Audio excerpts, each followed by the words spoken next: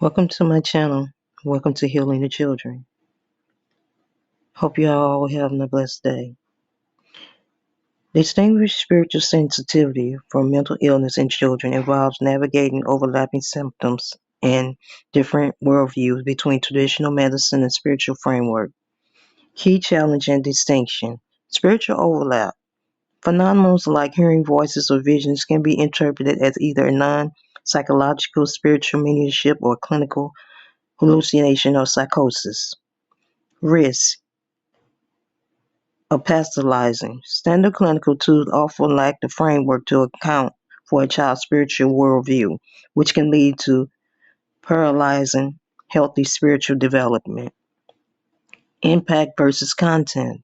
A primary challenge is developed whether the experience is a life enriching, enhancing meaning and purpose, or life disrupting, causing severe impairment or distress. Culture contents. Clinical Clinics may struggle to distinguish between a spiritual state that is cultivating normalcy and a psychological symptom if they are unfamiliar with child's specific background. How parents can navigate. Monitor the 3D. Assess the level of distress, emotional pain, duration, how long it lasts, and disruption, interference with school or social life.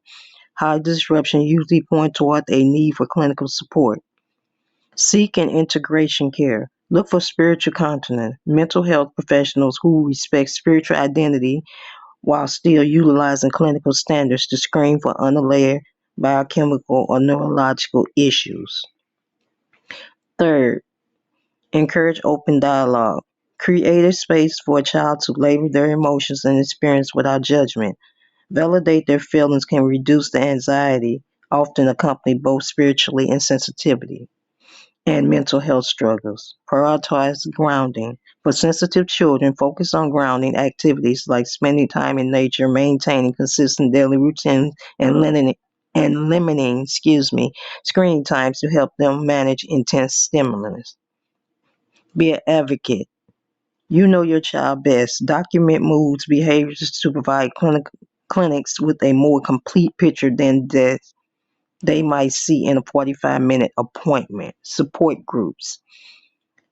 Connect organizations like NAM, National Alliance of Mental Illness, or spiritual support groups to meet other families of similar journeys and share effective coping strategy.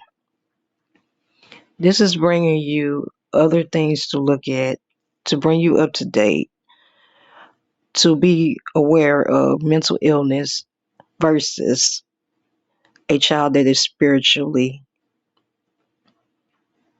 one of God's chosen crystal or indigo children. Thank you for listening. Please share and like. Have a blessed day.